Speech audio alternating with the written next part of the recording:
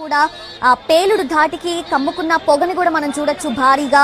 Metro station అంటే ఎర్రకోట metro station దగ్గర గేట్ నెంబర్ 1 దగ్గర ఒక కార్ లో పేలుడు సంభవించినట్లుగా తెలుస్తుంది మొదట. సో ఆ కార్ పూర్తిగా దగ్ధమైపోయినట్లు, పూర్తిగా ధ్వంసమైనట్లు.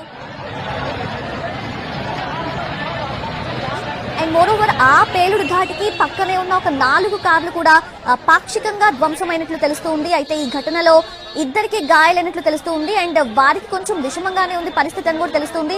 అంబులెన్స్ లో వారిని హాస్పిటల్స్ కి తరలించినట్లు కూడా చెప్తూ ఉన్నారు. అయితే 5 కార్లకు మంటలు వ్యాపించాయి కాబట్టి అక్కడంతా కూడా ఆ పేలుడుకి సంబంధించిన విజువల్స్ లో మనం చూస్తే పొగ ఏ మేరకు కమ్ముకుందో కనిపిస్తుంది. సో దీంతో అక్కడ భారీగా ట్రాఫిక్ జామ్ అయినట్లుగా కూడా కనిపిస్తుంది. ఎందుకంటే ఎర్రకోట అంటే obviously irrespective of the time చాలా మంది అక్కడికి వెళ్తూ ఉంటారు. సో టూరిస్టులు కానివ్వండి, జనరల్ గా చాలా మంది అక్కడ ఉన్న వాళ్ళు కూడా ఎంజాయ్ చేయడానికి, ఆ ప్లేస్ ని చూడడానికి కూడా వెళ్తున్న వాళ్ళు ఉంటూ ఉంటారు. సో అలాంటి రద్దీ ఉండే ఏరియాలో ఇటువంటి ఒక పేలుడు సంభవించింది కాబట్టి అక్కడంతా కూడా పూర్తిగా సిచ్యువేషన్ కొంచెం టిపికల్ గా మారింది.